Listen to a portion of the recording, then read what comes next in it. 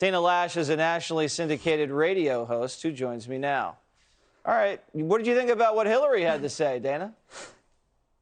Oh my gosh, Jesse, I'm made of opinions on this. First off, I don't think that Hillary Clinton can accurately convey to everyone what the average American thinks or speak to what the average American likes, because she apparently doesn't realize that the average American doesn't like her. Yeah. There was one recent poll showing that fewer than 14% of Democrats, Jesse, would even consider her as like a savior for the Democrat Party.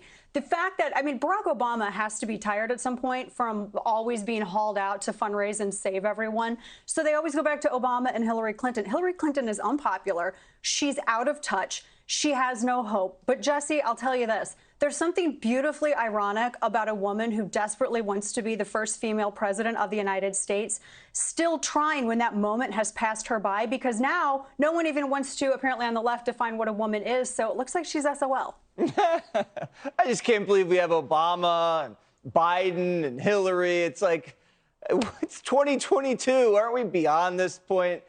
I don't know. Yeah. Have you? And shouldn't you win some races? You hit that. Shouldn't you have won some races to lecture people on how to win races? That seems like a prerequisite. Yeah, no, she doesn't have any advice because she didn't even listen to her own advice when she lost to Trump. Do you think Democrats are terrified of campaigning? Because that's what looks the reason they're so out of touch. They don't ever talk to Americans. They're scared. They wear masks. They keep their social distance. It's no wonder they think that American kindergartners should learn about the birds and the bees. They haven't spoken to an American in 3 years.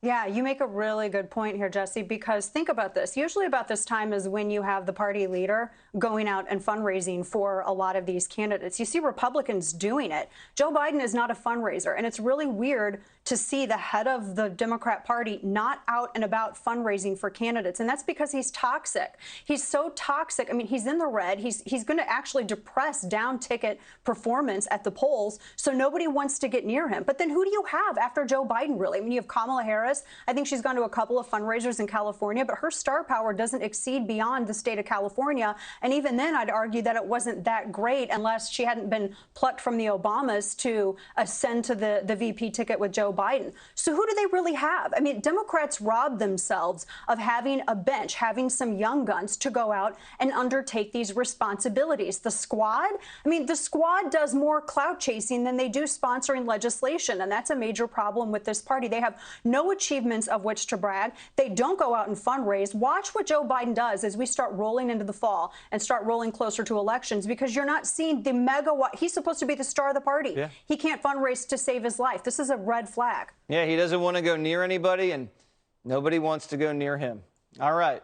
Dana Loesch, thanks for coming on Primetime. Good to see you, Jesse.